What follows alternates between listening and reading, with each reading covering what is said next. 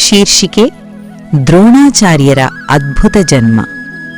ಬರ್ತ್ of Dronacharya. ಪವಿತ್ರವಾದ ಗಂಗಾ ನದಿಯ ತೀರದಲ್ಲಿ ಮಹಾನ್ ಋಷಿಯಾದ ಭರದ್ವಾಜ ಅವರು ತೀವ್ರ ತಪಸ್ಸಿನಲ್ಲಿ ಲೀನರಾಗಿದ್ದರು. ಅವರು ಮಹತ್ತರವಾದ ಅಗ್ನಿಷ್ಟೋಮ ಯಜ್ಞಕ್ಕಾಗಿ ಸಿದ್ಧತೆ ಮಾಡಿಕೊಳ್ಳುತ್ತಿದ್ದರು. ಪ್ರಪಂಚದ ಕಲ್ಯಾಣಕ್ಕಾಗಿ, ಧರ್ಮದ ಸ್ಥಾಪನೆಗಾಗಿ.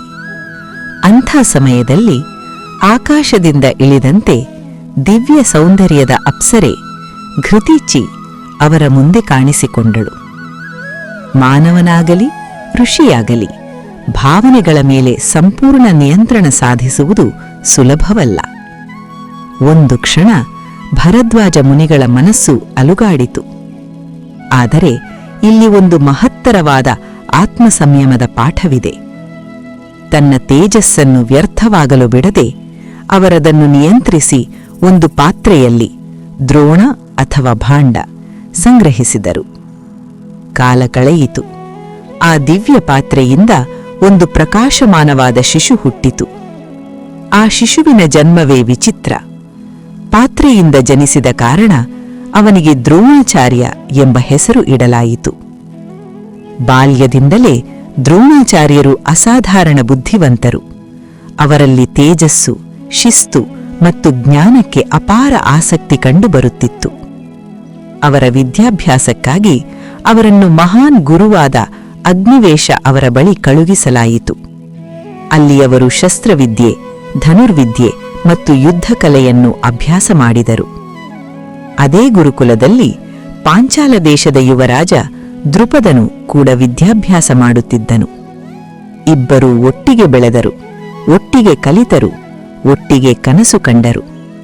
ಅವರ ಸ್ನೇಹ ತುಂಬ ಗಾಢವಾಗಿತ್ತು. ಒಂದು ದಿನ ದೃಪದನು ದ್ರೋಣನಿಗೆ ಹೇಳಿದನು, ನನ್ನದೆಲ್ಲವೂ ನಿನ್ನದೇ ಎಂದು. ಆ ಮಾತು, ಆ ಸ್ನೇಹ, ಆ ನಂಬಿಕೆ ಕಾಲಚಕ್ರದಲ್ಲಿ ಮುಂದುವರಿದಿತು. ಕಾಲ ಬದಲಾಯಿತು. ದೃಪದನು ಪಾಂಚಾಲ ದೇಶದ ರಾಜನಾದನು.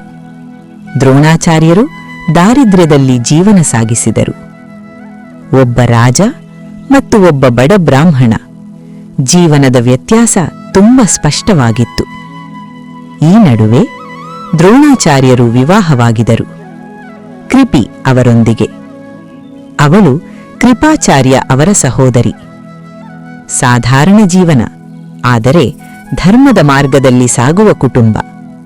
ಸ್ವಲ್ಪ ಕಾಲದ ನಂತರ ಅವರಿಗೊಂದು ಪುತ್ರನು ಜನಿಸಿದನು, Ashwatthama.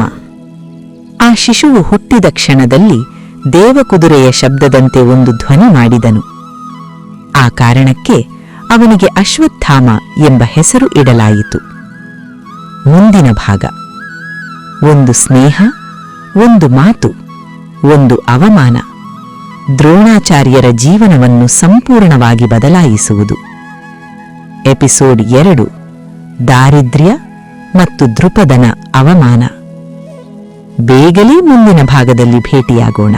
If this story touched your heart, please take a moment to like this video, subscribe to our channel and press the bell icon so you never miss another meaningful story.